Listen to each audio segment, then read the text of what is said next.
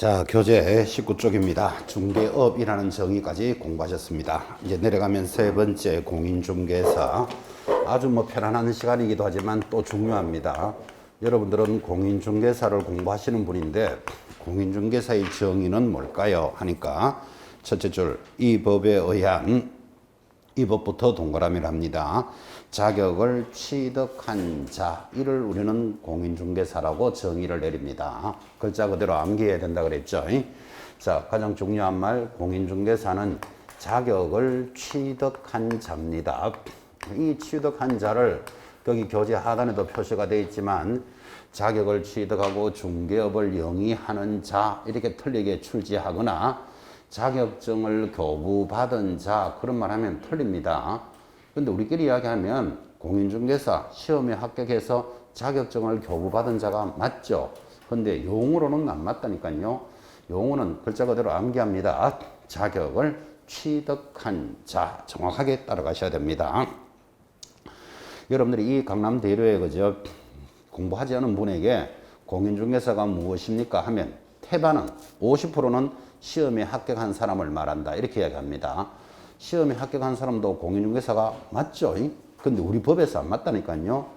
그러면 왜 그 합격한 자가 아닙니까? 라고 굳이 묻는다면 우리 시험은 1차와 2차로 구분이 되어 있고 지금 이게 2차 과목이니까 지금 이 자리에도 1차에 합격한 분이 계십니다. 그럼 1차에 합격했다고 공인중개사라고 불러주지 않습니다. 정확하게 자격을 취득한 자, 아주 과학적으로 만들어져 있다는 걸 익히셔야 됩니다. 자, 그래서 공인중개사를 강조했다면 더 중요한 것은 이런 공인중개사가 모두 세 사람이 있다는 걸 구분하셔야 됩니다. 밑에 두 개 적어 놓으셔야 됩니다. 소속 공인중개사도 있습니다. 그 다음 개업 공인중개사도 있습니다. 자, 그래서 여러분 보시다시피 공인중개사가 모두 3명이 보입니까? 자, 근데 이 세 사람의 공인중개사가 모두 다 다르다를 못 찾아내면 점수하고 연결이 안 된다. 지금 그 이야기 하는 거예요. 지금 공인중개사가 세 종류가 보이잖아. 그죠? 막 공부를 시작하신 분들은 공인중개사가 무슨 세 종류나 되지 싶은 사람도 있습니다. 이 자리에. 근데 보다시피 세 종류고 세 사람들은 모두 다 다른 사람이다를 구분하셔야 됩니다. 구분 한번 해봅시다. 1번 공인중개사 누구죠? 자격을 취득한 자. 자격을 취득했으니까 자격증이 어디 있겠죠? 장롱 속에 있는 사람입니다. 느낌 딱 가지셔야 됩니다. 장롱 속에 있는 사람을 공인중개사라고 합니다. 2번 공인중개사는 자격을 취득하고 어딘가에 소속이 되어 있잖아요. 지금 그죠? 소속이 되어 있으니까 우리는 이 사람을 직원이라고 부릅니다. 자격증을 가지고 일하고 있는 직원을 소속 공인중개사라고 부릅니다. 세 번째 공인중개사는 자격을 취득하고 자기 이름으로 개업을 한 자잖아. 그죠? 개업을 했으니까 우리말로 하면 사장님입니다. 이 사람을 우리는 개업 공인중개사라니까 지금 3명이 다르다는 것을 의식하셔야 돼요. 1번은 장롱 속에 자격증이 있는 사람, 2번은 자격증을 가지고 일하고 있는 직원이에요. 3번은 자격증이 있는 사장님이에요. 다 다르잖아 지금. 그죠? 이 다르다를 구분하셔야 되는데 우리 시험에서 이렇게 겁니다.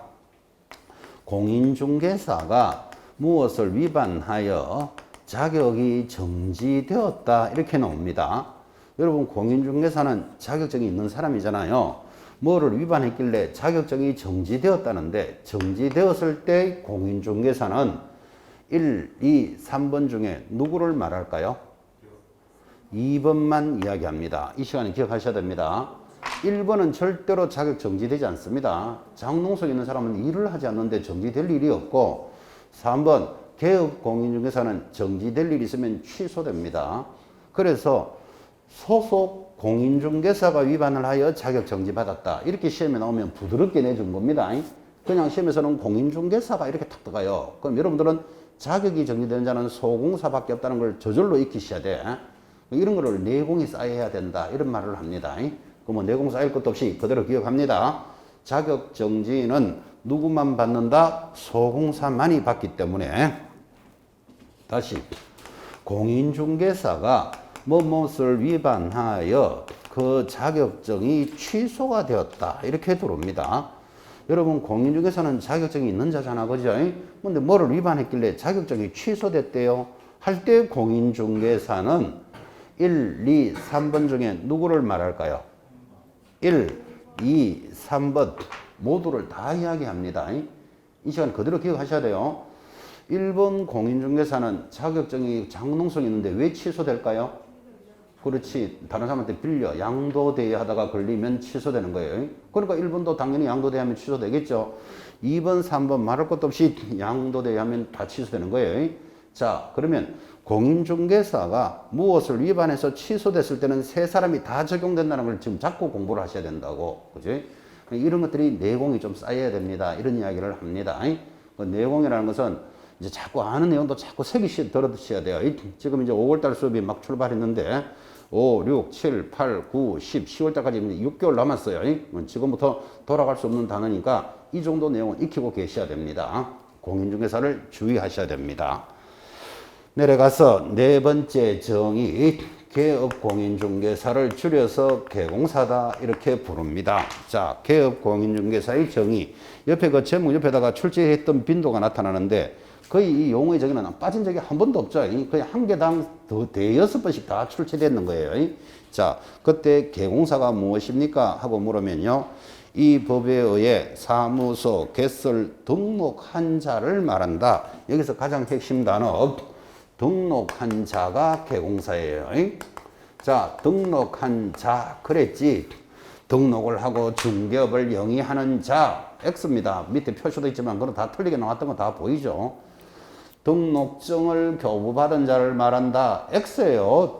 암기하라 그랬잖아요. 등록한 자 이렇게 돼 있지. 등록증을 교부받은 자 이런 말이 없잖아요. 지금 여기에. 그죠? 그래서 등록을 하고 중개업을 하는 자가 우리끼리 말하면 개공사가 맞아요. 지금 밖에 나가면 개공사들이 등록을 하고 중개업을 하고 있잖아. 지금. 그죠? 근데 우리끼리 이해하면 맞지만 시험하고는 절대로 안 맞아 들어간다니까요. 법에서는 등록만 딱 하면 일을 하기나 안 하기나 개공사예요. 이런 용어를 주의하셔야 돼요. 그래서 이 단어를 암기해야 됩니다. 자꾸 이렇게 요구하고 있다고 이해하면 안 된다. 그죠? 자, 이런 개공사는 등록한 자를 말합니다. 자, 그때 등록한 자의 종류가 나타납니다. 한 장 넘기시면 20페이지 상단 개공사의 종류별, 종별 되어 있습니까? 거기 상단에 참고라고 되어 있는데 이거 절대로 참고 아닙니다. 이거 중요 이렇게 표시해 놓으셔야 돼요. 그래서 앞으로 여러분들은 개공사 하면 지금 저절로 1, 2, 3, 4, 4명이 보여야 돼. 자, 그런데 1, 2, 3, 4, 4종류가 있는데 거기 1, 2, 3을 싹 왼쪽으로 묶어서 공인중개사법상 이렇게 적어 놓으셔야 돼요. 1, 2, 3번은요. 공인중개사법상의 개공사고 4번은요. 다른 법률에 따라서 중개업을 하는 자예요. 그럼 다른 법에 따라서 중개업을 하는 자니까 우리는 일명 이 자를 옆에다가 적기를 특수법인 이렇게 부른다고. 그죠? 자, 그러면 종류는 모두 몇 종류? 4종류. 자, 중개사법에 따른 개공사는 몇 종류? 3종류. 첫째, 법인인 개공사가 있습니다. 공인중개사인 개공사, 그리고 부칙 6조인 개공사를 우리 중개사법의 개공사라고 부른다면 법인 중에서는 다른 법률에 따라서 중개업을 하는 자가 있어. 다른 법에 따라서 하니까 그것을 뭐라고 부른다? 특수법인이라고 부르는데 특수법인에는 거기 첫 번째 나오는 지역농협 찾았습니까? 시험은 그거 하나만 나와요. 지역농협만 동그라미를 하시고 지역농협을 뭐라고 부른다? 줄여서 지협 이렇게 부를 거예요. 자, 다시 칠판을 보면서 대답합니다. 개공사는 누구입니까? 등록한 자. 이 등록한 자가 중개사법에 몇 종류가 있다? 3종류. 법인인 개공사, 공인중개사인 개공사, 부칙 6조인 개공사를 우리 법상의 개공사라 불러요. 그 다음 중개사법을 따르지 않는 자가 있어요. 그 중개사법을 따르지 않으니까 자기들 법에 따라서 하는 거예요. 그거를 보고 뭐라고 부른다? 특수법인. 대표적으로 지역농협만 시험에 나온다. 이렇게 이야기했는데 특수법인 중요할까요? 안 중요할까요? 절대로 중요하지 않습니다. 우리 법을 따르지 않으니까 그쪽 법에 따라서 하는 걸 우리가 막 굳이 따라가면서 체크해야 될 이유가 없다고. 그 시험 거의 안 나옵니다. 나왔다 하면 지역농협 하나만 나온다고. 이거를 굳이 강조하는 이유는요. 우리나라 사람들의 특징, 특수, 스페셜 이런 거 들어가면 굉장히 좋아하는 경향이 있어요. 이 꽃배기 이런 거 억수로 되게 좋아한다. 명품 이런 거 좋아한다니까 지금 그죠? 그래서 특수한 하면 되게 좋아할까봐 지금 아예 안 중요하다고 강조하고 있는 거예요. 중개사법에서는 절대로 중요하지 않습니다. 특수법인은 이 법을 따르지 않는 자다. 자, 그러면 이제 중개사법에 있는 경우사 세 종류가 계속해서 시험에 묻는데 이런 등록한 자가 사장님들이 세 종류가 있기 때문에 이 세 사람을 기준으로 중개사법이 구성이 되어 있는 거예요. 그래서 앞으로 여러분들은 개공사가 하여서는 아니 되는 것, 개공사가 해야 되는 것, 어쨌든 개공사가 나오면 세 사람, 이거 저절로 붙어야 돼요. 개공사가 인장을 등록해야 된다. 이런 단원이 나오면 개공사가 인장 등록하면 세 사람이 인장을 등록해야 된다. 이렇게 저절로 붙어야 된다. 이 말이에요. 이런 개공사들의 업무 지역은 이렇게 나오면 개공사만 나오면 세 사람의 업무 지역은 지금 이 말이에요. 이게 개공사가 취급할 수 있는 물건은 하고 이런 말이 나온다면 개공사가 나오면 저절로 세 사람이 할 수 있는 것. 이게 안 붙으면 점수하고 연결 안 됩니다. 꼭 세 명을 잡으라고 지금 강조하고 있습니다. 그리고 조금 더 이해를 돕게 한다면 이 개공사는 등록된 자인데 대략 전국적으로 13만 명 정도가 등록이 되어 있습니다. 정확한 건 아닙니다. 13만 명 정도. 어느 종류가 제일 많을까요? 어느 종류가? 공인중개사가 제일 많아요. 80%. 법인이 5%. 부칭유조는 대략 한 15%쯤 됩니다. 그래서 세 종류가 있다는 걸 여러분한테 강조하는데 자, 이 세 종류 중에서 어떤 종류는 자꾸 늘어납니다. 어느 게 늘어날까요? 공인중개사가 늘어납니다. 왜 늘어날까요? 해마다 시험 치면 2만 명 합격자가 들어오잖아. 그럼 내년에 등록을 하더라도 한 명이 하더라도 할 거잖아, 지금 그죠? 그래서 공인중개사는 자꾸 늘어나고 있어요. 요게 자꾸 늘어납니다. 이 말은 뭐는 줄어든다는 말하고 같잖아요. 뭐가 줄어들까요? 부칭육조는 급격하게 줄어듭니다. 지금 대략 제가 15%입니다. 그렇게 이야기했지만 엄밀하게 조사해보면 10% 미만도 내려갈 수 있습니다. 이 부칭유조는 등록한 것으로 봐주는 자가 88년도부터 88년이면 지금부터 25년 한 30년 전이죠. 88년도부터 공인중개사 자격증이 있으니까 자격증이 있는 사람만 중개업을 할 수 있다라고 법을 만들라 그러니까 자격증 없는 사람들이 굉장히 반발을 일으켰겠죠. 그때 자격증 없는 사람이 누구죠? 예전부터 중개업을 해오던 사람들. 그 사람들은 이제 자격증이 없으면 중개업을 못한다 하니까 크게 반발을 일으켜서 데모합니다. 조국 근대화 이바지하기 위해서 이때까지 열심히 살았는데 자격증 없다고 갑자기 중개업을 하지 말라니 이런 나쁜 놈들 하고 막 데모를 합니다. 그러니까 이제 우리나라는 데모 맞는 국가다 이런 거 들으셨죠? 아, 이거 속 시끄러우면 안 되겠다. 예전부터 하던 사람은 그대로 할 수는 있다. 예전부터 하던 사람을 인정해 주는 것을 부칭육조라고 불러요. 그럼 88년도부터 만들어졌으니까 98, 2008, 2018년 벌써 30년 지났잖아요. 원래 2020년가 33년 지났어요. 그러면 그때 40이었던 분들이 지금 70세치 됐겠지. 그때 50이었으면 지금 80세치 됐겠지. 그죠? 그만두는 사람만 있어도 새로 만들어지지는 않는 거예요. 그래서 부칭유조는 꾸준히 이제 떨어져서 지금 약 한 15%까지 있는데 여러분 이 부칭유조가 언젠가는 빵프로 되겠죠. 언제 빵프로 될까요? 이제 한 10년쯤 지나면 빵프로 안 되겠어요. 10년이 지나면 43년 지나버려. 그러면 세월이 너무나 많이 갔잖아 지금 거죠. 빠르면요 5년 안에도 빵프로 됩니다. 5년쯤 돼가지고 한 5%가 남아있잖아 그죠. 5% 남아있으면 법에서 개공사는 등록한 자로서 법인과 공인중개사만 있다. 법 한 줄 딱 고쳐버리면 부칭유조는 저절로 없어져 버려요. 그러면 한 5%좀 남았는데 제로 시켜버리면 이 사람들이 많이 반발할까요? 크게 반발하지 않습니다. 40여 년을 인정해 줬기 때문에 그죠? 지금도 현장에 나와보면 이분들은 연로해서 일 잘 안 합니다. 그 대신에 돈이 되기 때문에 자기는 직접 안 하니까 아들, 딸, 며느리가 대신하는 경우가 더 많아요. 지금도. 그죠? 그러니까 지금도 내려가면 엄밀하게 보면 10% 미만으로 떨어진다 그러잖아요. 지금 그죠? 그래서 여러분들은 부칭육조가 없어져 버리면 이제는 자격증 없는 자는 중개업을 못해요. 자격증의 가치가 올라간다, 내려간다. 당연히 자격증 가치가 올라가겠죠. 따기도 어려워진다. 이 말하고도 같아지는 거예요. 그때 되면 진짜 2년마다 시험 한 번 친다든지 2년마다 치면 숫자 반 확 줄여버리잖아 벌써 그죠? 상대평가 도입하겠다. 이런 말들이 그래서 자꾸 나오는 거예요 지금. 원래 여러분들은 부칙 6조가 빵프로 되기 전에 꼭 합격하셔야 됩니다. 이거는 이제 5월 첫 수업에서 열심히 하시라고 동료의 말씀인데 뭐 협박 공갈을 하는 게 아니고 조만간에 빠집니다. 조만간에. 앞으로 자격증 여러분 만약에 부칙 6조가 없어져 버리면 이제 자격증 따는 거 거의 어려워질 수 있습니다. 지금도 국민고시다 이런 말을 하는데 지금 그죠? 원래 열심히 하셔서 꼭 합격하시라 이 뜻이에요. 부칙 6조가 빵프로 되기 전에 합격하셔야 됩니다. 자, 어쨌든 개공사 하면 중개사법에서 세 사람을 익히셔야 됩니다. 부칙 6조는 조만간에 없어집니다. 이렇게 강조했습니다. 다섯 번째 정의, 소속 공인중개사를 줄여서 소공사다 이렇게 부르쓰는데, 자, 소공사도 거의 시험에 빠진 적이 거의 없죠. 쫙 들어오는데 소공사의 정의가 무엇입니까 하면 개공사에 소속된 공인중개사 가로 열고 개공사인 법인의 사원 임원으로서 공인중개사인 자를 포함해 동그라미 중개 업무를 수행하거나 수행 동그라미 합니다. 개공사의 업무를 보조하는 자를 말한다. 보조도 동그라미. 자, 그러면 소공사가 딱 흘러가면 저절로 세 가지를 암기해 놓습니다. 사원 임원을 포함하여 업무를 수행도 하고 뭐 하는 자다? 보조하는 자. 자, 얼마나 자주 나오는지 소공사는 사원 임원은 제외하고 업무를 수행하고 보조하는 자. OX? X입니다. 제외가 아니고 포함이에요. 자, 그 다음에 사원 임원을 포함하여 업무를 수행하는 자를 말한다. OX? X입니다. 수행만 들어가면 안 돼. 보조도 하기 때문에 딱 붙어야 됩니다.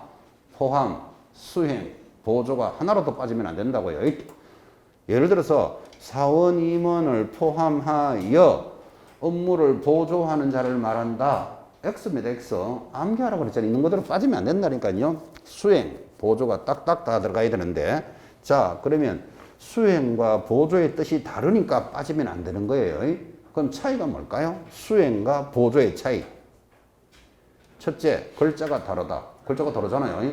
글자가 다르니까 뜻도 다르겠지. 수행은 문서를 작성하는 것을 수행이라고 합니다. 수행이 뭐라고요? 문서를 작성하는 거다. 자, 중개사무소에서 문서라는 게 어떤 게 있죠?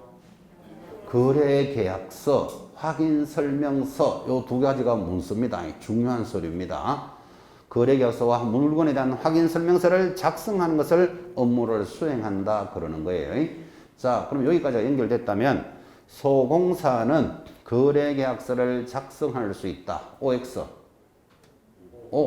그게 수행이잖아요. 갑자기 띵 하시는 건 거거든요. 자, 다시.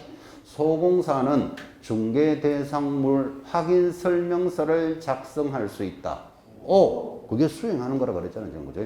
이 수행이라는 개념이 잡혔으면 거기까지 와야 된다고요.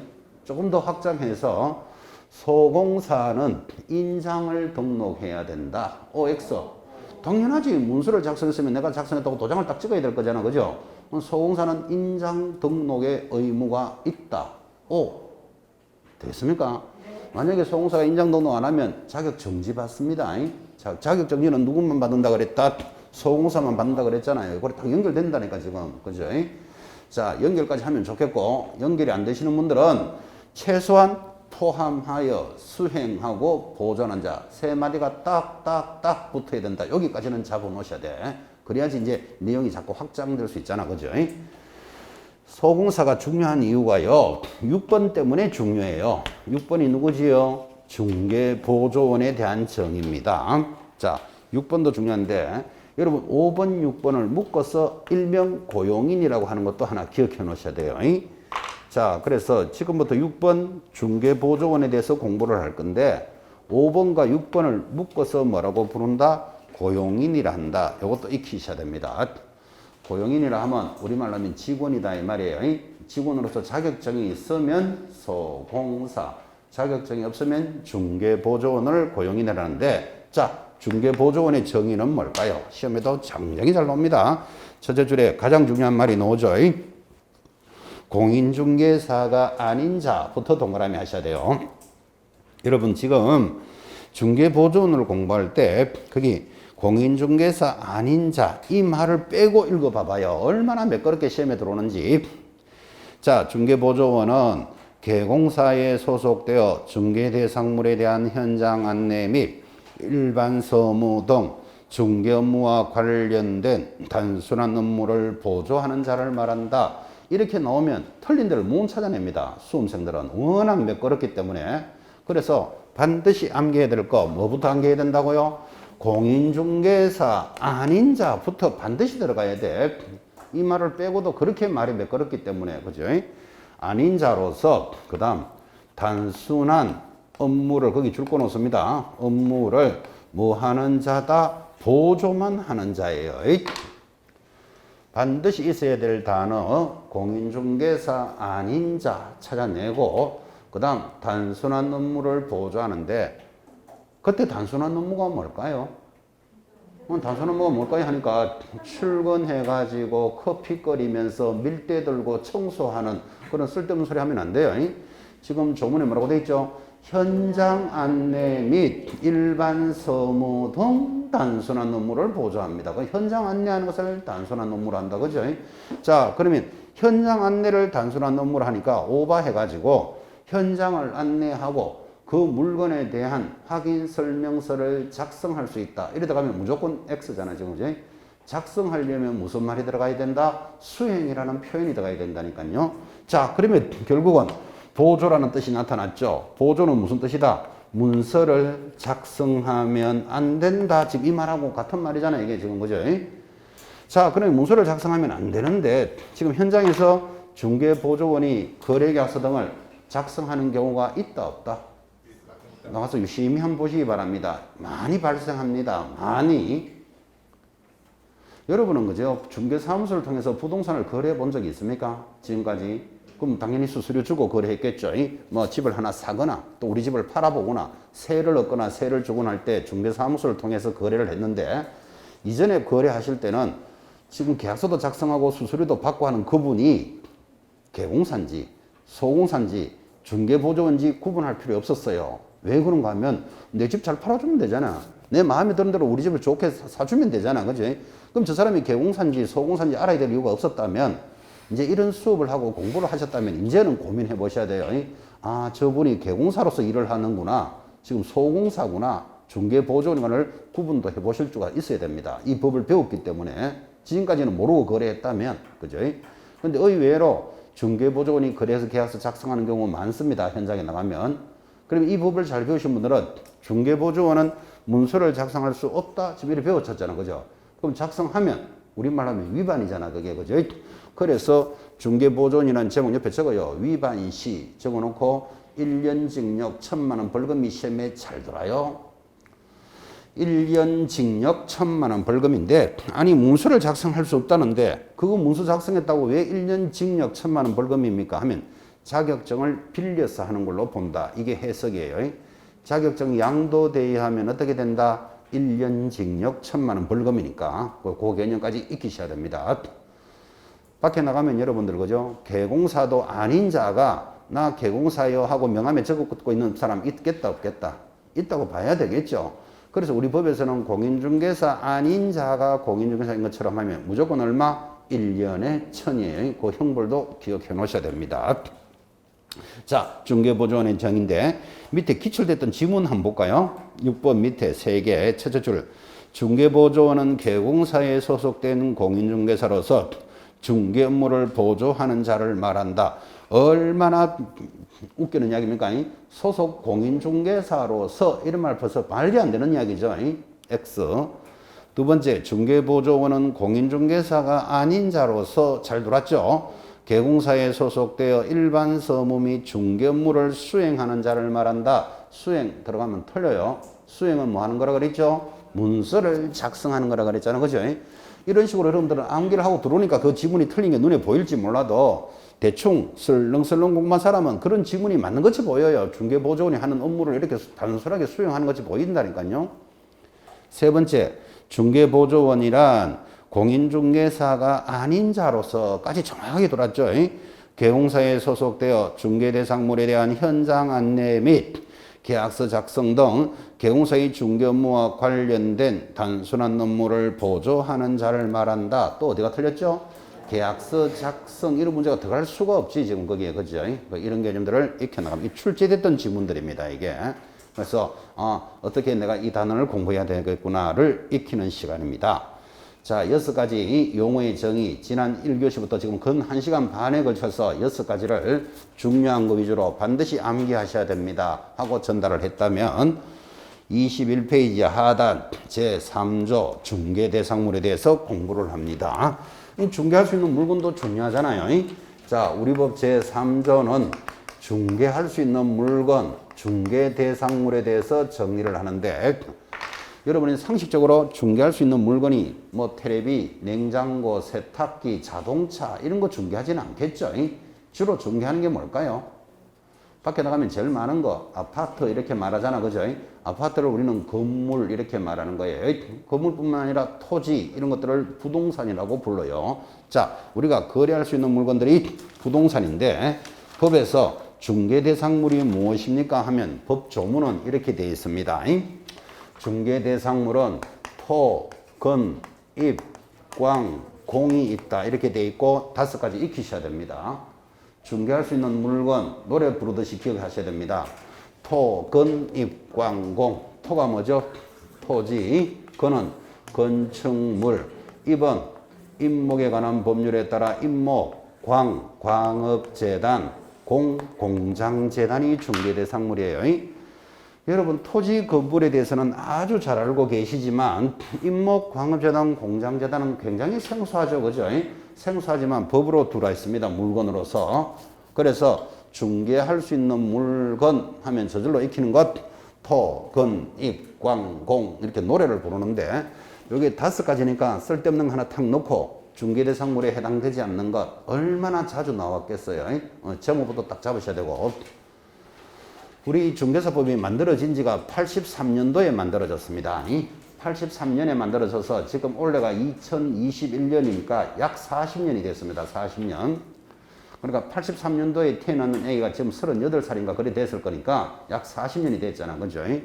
40년 동안에 세월이 얼마나 변화가 많았습니까? 83년의 세월하고 지금 2021년의 세월은 천양지차죠.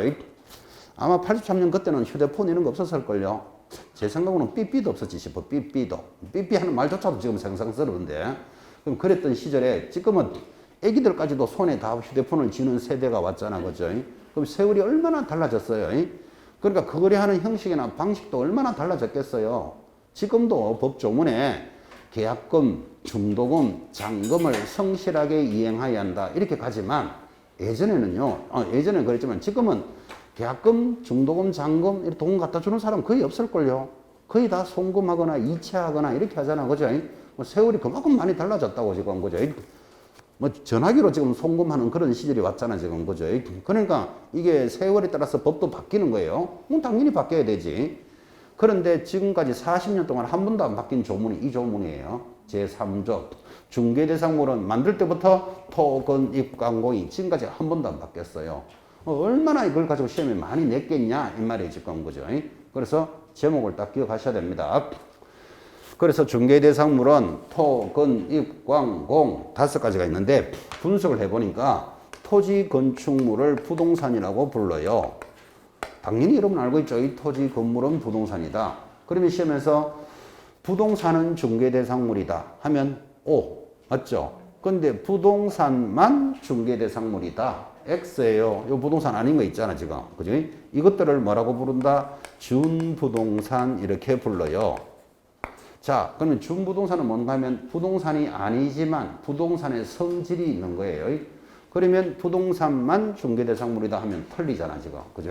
여기까지 익히셔야 돼요. 또 조심한 거. 그러면 부동산과 모든 준부동산 하면 틀려요.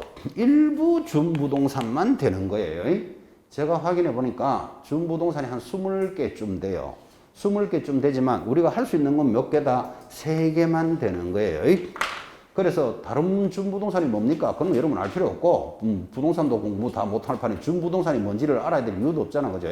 근데 모든 준부동산이 아니고 3개만 가능한 거예요. 그래서 임목, 광업재단, 공장재단 일부 준부동산만 가능합니다. 그리고 이 부동산은 우리 중개법 제3조 법률로서 정해져 있고 준부동산은 대통령령을 다른 말로는 시행령에서 정하고 있다. 이렇게 말해요. 자, 그래서 지금 시행령 하는 말도 하나 나왔으니까 잡으셔야 돼요. 시행령을 다른 말로 뭐라 그런다고요? 대통령령. 같은 말이에요. 같은 말. 그럼 이제 칠판을 보면서 대답합니다. 중개 대상물은 법률로서만 규정되어 있다. X 어디에도 있다? 시행령, 다른 말로 대통령령에도 있다. 여기까지 따라 붙으셔야 됩니다. 법조문을 분석하고 있는 겁니다. 이거를 법률과 국토교통부령으로 정해져 있다. 이것도 X예요. 국토교통부령이 아니고 뭐라고요? 시행령, 대통령령으로 정하는 물건이 3개가 있습니다. 자, 그 다음에 이 물건들을 합쳐서 한마디로 부동산이라고도 부릅니다. 자, 그래서 여기도 부동산이 있고 여기도 부동산이 있으니까 구분해야 되겠죠. 이 부동산을 좁은 의미 협의의 부동산이랍니다. 이 부동산을 넓은 의미 광의의 부동산이라고 합니다. 여러분 딱 보는 순간 광의의 부동산은 협의의 부동산과 준부동산이 포함되어 있는 거예요. 자, 그러면 시험 지문에 이렇게 두론 주겠습니다. 중개 대상물은 협의의 부동산을 의미한다. OX. 협의의 부동산이 아니고 광의의 부동산을 의미하는 거예요. 표를 보고 이렇게 찾아갈 수 있어야 됩니다. 그래서 결국은 이래 되잖아요. 협의의 부동산, 이 토지 건물은 민법에서 제시하는 부동산이에요. 여러분 민법에서 부동산은 뭐라고 공부하셨습니까? 민법에도 부동산이라는 말이 수없이 나옵니다. 수없이. 뭐라고 공부하죠? 토지와 그 정착물 이렇게 배운다고. 토지와 정착물이니까 건물이 토지에 붙어 있는 거잖아요. 지금 그죠? 그래서 토지 건물만이 민법에서 제시하는 부동산이에요. 자, 그러면 민법에서 제시하는 부동산은 토지 건물이라면 중개사법에서의 부동산은 준부동산도 포함되어 있잖아요. 이렇게. 그죠? 그러니까 같은 부동산이라는 말이 민법과 중개사법이 충돌을 하면 어느 법을 따라가야 된다? 중개사법부터 먼저 해석한다고. 아까 했잖아요. 특별법 우선의 원칙이 적용된다고. 그죠? 그래서 같은 부동산이라도 민법이 제시하는 것은 토지 건물만 이야기한다면 중개사법은 준부동산이 포함되어 있습니다. 그래서 시험에 나왔다고요. 중개 대상물로서의 부동산은 민법과 동일한 개념이다. 시험에 나왔어요. OX. X지. 민법과 동일한 개념이 아니고 우리는 넓은 의미 광의의 부동산이에요. 자, 지금 법조문을 분석한 거예요. 이걸 법조문 잡아놓고. 자, 여기서 이제 첫 번째 물건인 토지는 성질이 어떨까요? 이제 이렇게 출발하는 거예요. 자, 토지에 대해서는 가장 기출 지문 제일 밑에 21페이지 줄 쫙 끄시면서 기억하셔야 돼요. 한 필지 일부에 대해서 지상권, 지역권, 전세권의 임대차는 가능하다. 시험에 나오면 O 되겠습니까? 우리는 지상권, 지역권, 전세권을 다른 말로 뭐라 부르죠? 용익물권, 한 필의 일부도 용익물권은 가능하다. 그 말이에요. 넘어가서 22페이지 상단 건축물에 대해서 만약에 문제가 나왔다. 기출지문. 지붕과 기둥과 주벽을 갖춘 미등기 건물도 중개대상물이 된다. OX. O. 미등기 위에다가 무허가 건물도 동그라미 해놓으셔야 돼요. 우리는 등기돼 있거나 무허가거나 따지지 않습니다. 미등기 건물도 건물이고 무허가 건물도 건물이고 무허가 건물 밑에 나오네요. 자, 건축 중인 건물로서 지붕, 기둥, 주벽을 갖춘 건축물. 건축 중인 건물도 건물로 봅니다. 예를 들어서 5층짜리 건물에 지금 1층만 지었어. 1층만 지었으면 아직까지 2, 3, 4, 5층이 없죠. 지붕도 없고 아무것도 없겠죠. 이거 사고 팔 수 있다 없다? 있다고. 건축 중인 건물도 건물로 본다. 그래서 공법에서 제시하는 건물하고 성질이 확 다릅니다.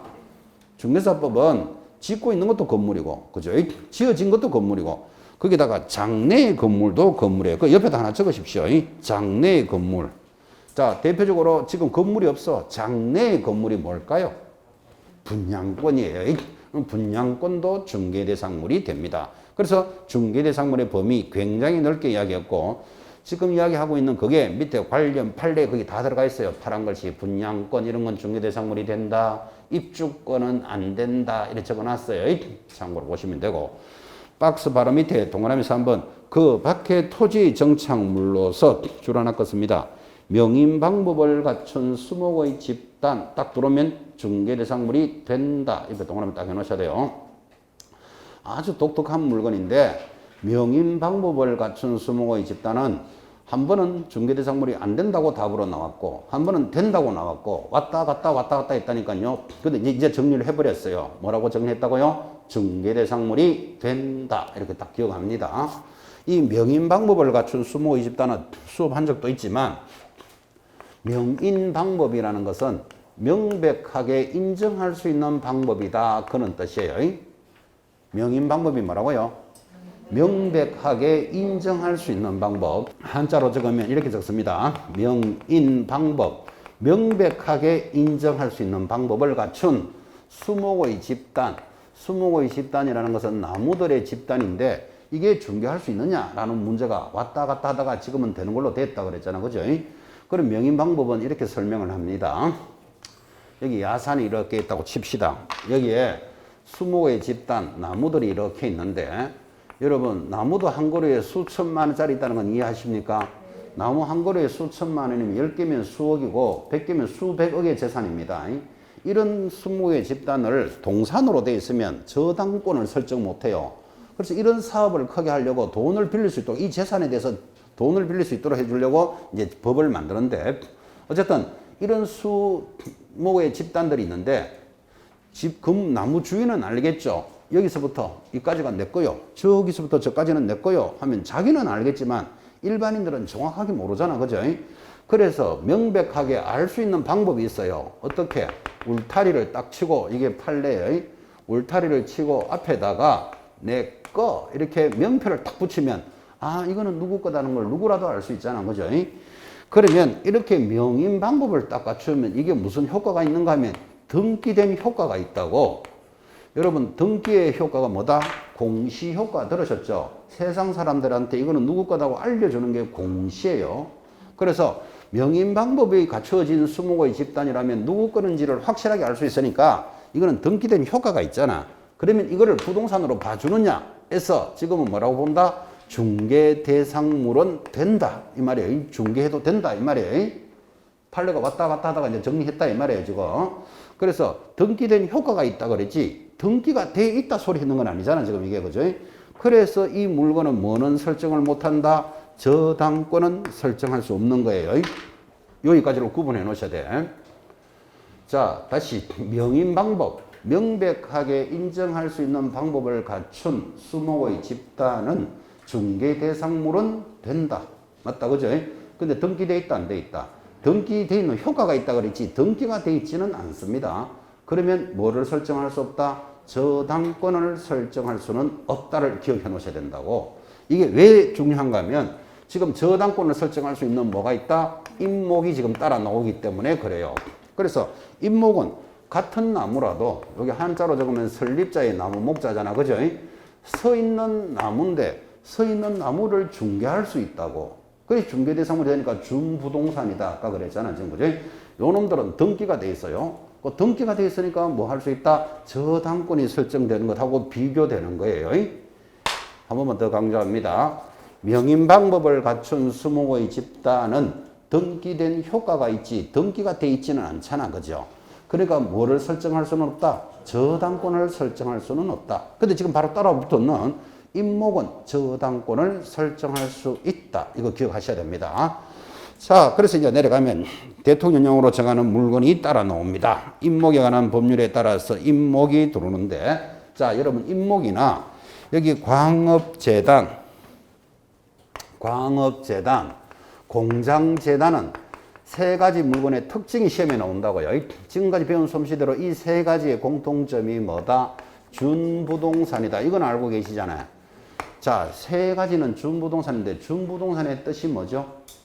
부동산은 아니면서 부동산적인 성질이 있다니까요.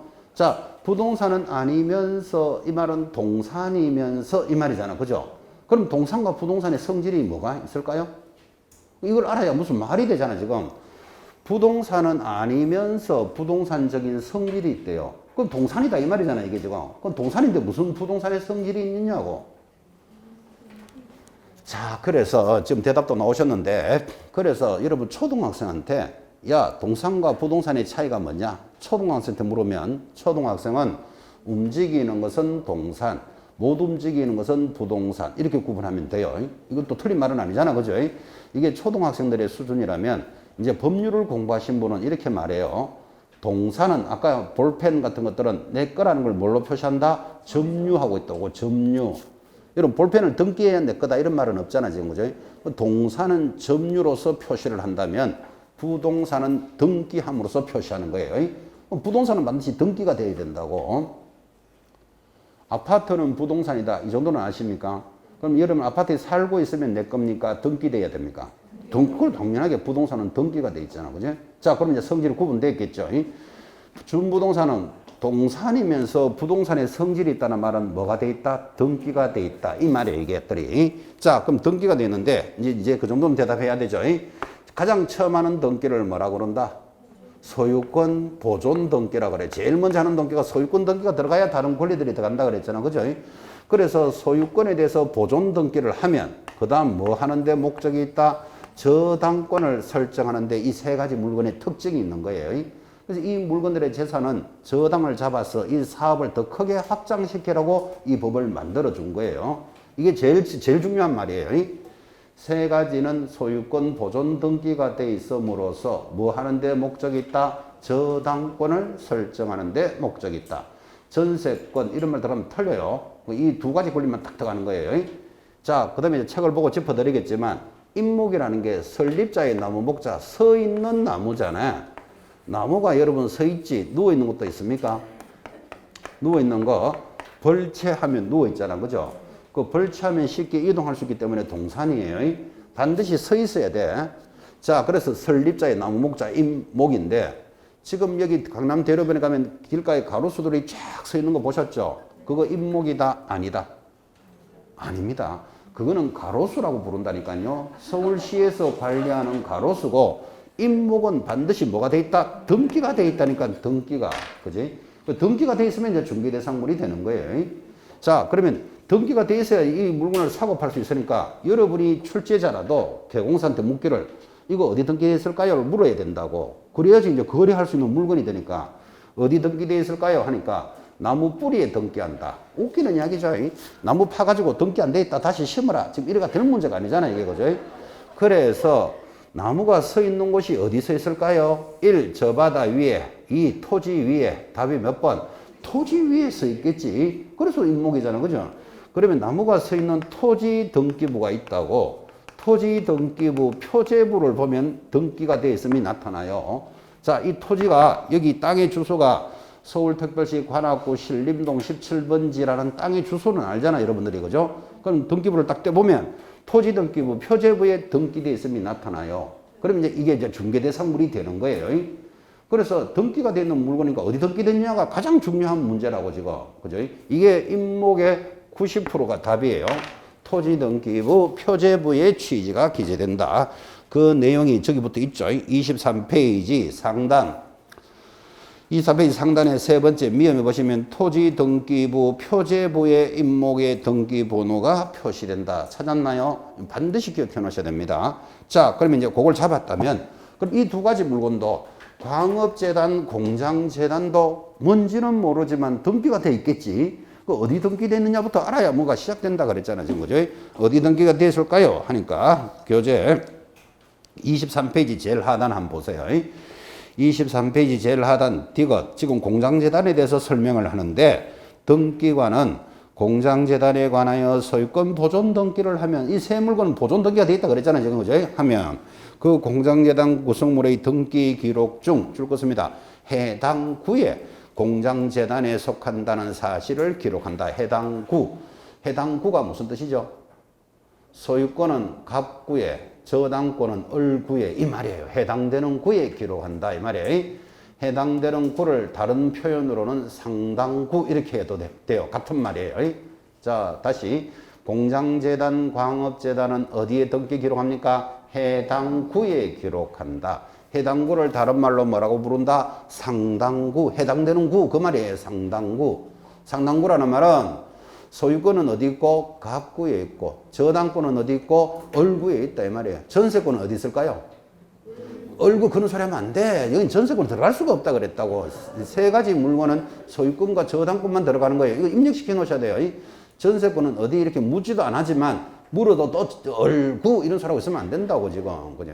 소유권과 저당권의 목적만 됩니다. 자, 그러면 나무는 이제, 그럼 임목은 나무를 등기했다 치고, 광업재단, 공장재단은 뭘까요? 하면 이건 같은 법에 있는 똑같은 물건이에요. 근데 공장재단이 듣기가 편하니까 공장에 사용하는 물건을 공장재단이라 그래요.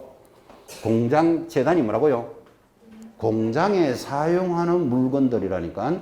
여러분 어떤 공장이든 공장에 한번 가보세요. 공장에 가보면은 첫째, 공장을 구성하는 토지 있겠죠. 공장에 건물도 있겠지.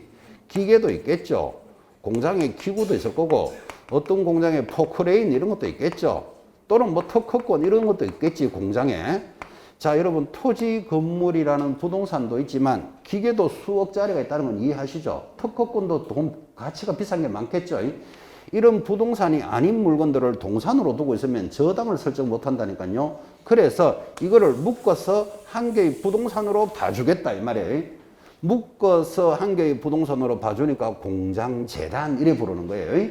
그 다음에 광업재단은 광업소에 쓰는 물건들이겠지. 여러분 텔레비 같은 뉴스 보시면 탄광 흙을 실어내고 하는 그 기구 레일 이런 거 보셨죠? 그런 것들을 묶어서 한 개의 부동산으로 봐주는 거예요. 왜 봐준다 그랬죠? 저당권을 설정할 수 있도록 해주려고. 그죠? 자, 그래서 이 물건들은 그럼 암기할 필요가 있나? 암기할 필요 없어요. 교재 제일 밑에 한번 봐봐요. 23페이지 제일 밑에 공장재단에 대해서 기어, 공장재단의 구성물, 다음에 열거하는 것의 전부 또는 일부로 구성이 되는데, 자, 박스.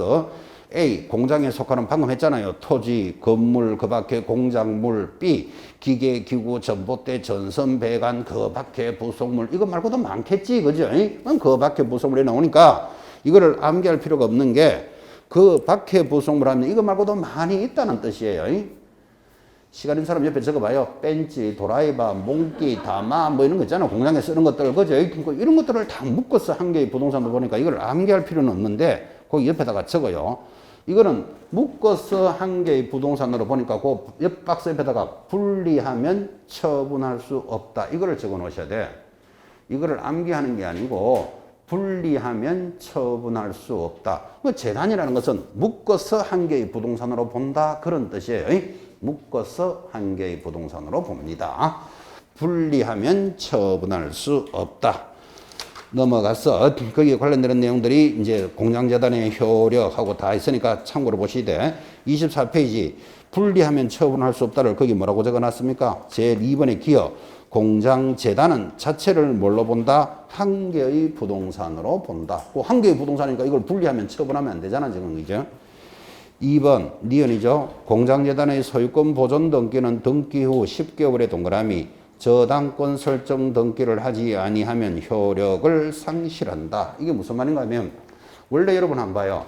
기계, 기구, 포크레인 이런 것들은 동산이잖아 사실은. 그죠? 근데 이걸 묶어서 한 개의 부동산으로 봐줬으니까 왜 등기를 해줬다? 저당을 설정할 수 있도록 하려고. 근데 어떤 사연인지 저당권이 10달 동안 만들어지지 않더라. 그러면 애초부터 이 소유권 등기는 효력이 없다 이런 뜻이에요. 그 10개월을 시험에서 1년 이렇게 잘 나와요. 그래서 그 10개월에 지금 동그라미 하신 거예요. 내려가면 디귿 공장재단은 소유권과 저당권 외의 권리의 목적이 되지 못한다. 그래서 아까 전세권 이런 말 하면 안 된다 그랬잖아. 그죠? 그런데 독특하게 그러나 줄 것입니다. 저당권자가 동의를 얻으면 임대할 수는 있다 그랬어요. 왜 그런가 하면 여러분 한번 봐봐요. 이 공장재단에 공장에 사용하는 물건들인데 이제 이걸 담보로 잡고 돈을 100억 빌렸어요. 100억을 빌렸는데 돈을 못 갚아줬어. 그러면 돈 빌려준 사가 야 이거 내 저당 내가 담보한 거니까 이거 쓰지 마라. 이렇게 해버리면 공장은 서 있으면 국가적으로 손실이잖아. 그죠? 그래서 저당권자가 동의를 하면 뭐 할 수 있다? 임대할 수는 있다. 그 임대해서 공장은 돌리는 게 국가적으로도 이익이다 이 뜻이에요. 그래서 누가 동의를 해주면 저당권자가 동의를 하면 임대할 수는 있다. 그런 독특한 내용이 따라오는 거예요. 거기 리얼 방금 했죠.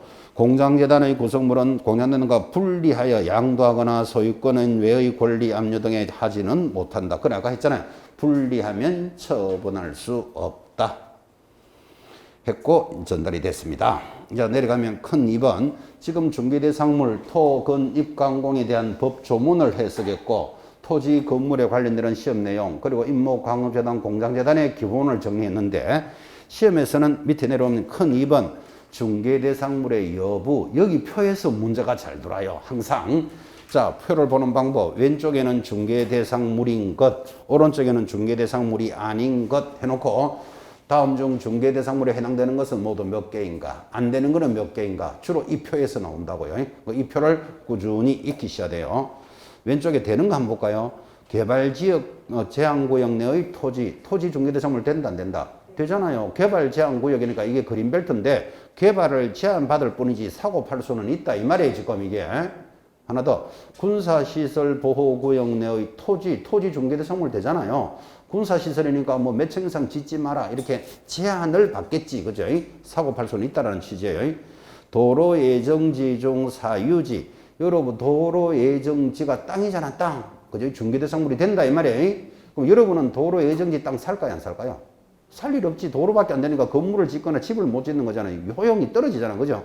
중개대상물은 된다 이 말이에요 지금. 그래서 왼쪽에 중개대상물인 것 오른쪽에 없는 것 있는 거예요. 거기 바로 밑에 보면 가압류, 가처분, 가등기된 토지나 건물 되고 안 되고 되지. 가압류돼 있으면 여러분 사기가 부담스럽지만 중개대상물은 되잖아 지금 그죠? 그런 취지를 익히셔야 돼요. 제일 밑에 내려가면 상속된 토지, 상속받은 토지 사고 팔 수 있다 없다? 당연히 있지. 상속된 토지 됩니다. 상속된 토지 옆에다 한번 적어봐요. 바로 옆에 상속되는 토지 하면 X 적어 놓으셔야 돼요. 상속되는 토지는 안 돼요. 상속되는 것은 법률의 규정에 의해서 물건이 변동되는 것은 중개할 수 없다. 그런 뜻이에요. 뭐에 따라서요? 법률의 규정에 의해서 물건이 변동되는 것은 중개대상물이 되지 않습니다. 상속되는 토지 하면 X다. 여기까지 중개대상물을 공부하셨고 제4조 공인중개사 제도 출발합시다. 10분 쉬었다 갑니다.